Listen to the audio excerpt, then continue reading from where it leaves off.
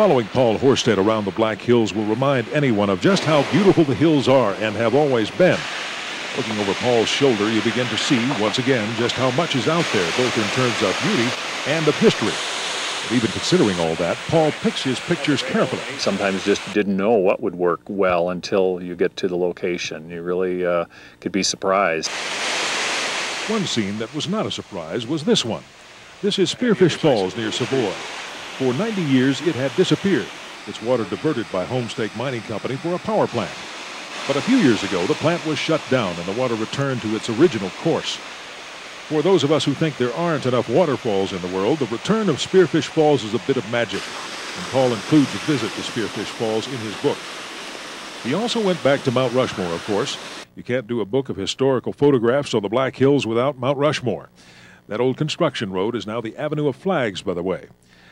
Photographs new and old in a book with a classic look.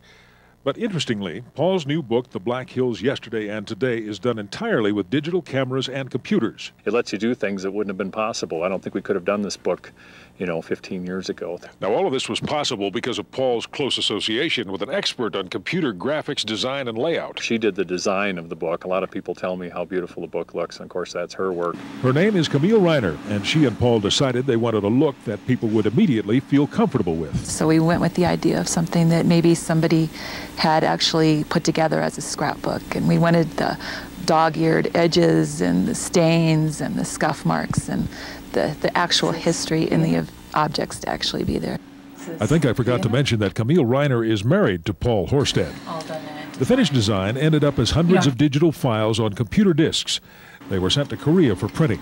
The printed copies of the books are now back in Paul and Camille's hands, and they're going to store shelves all over South Dakota and beyond.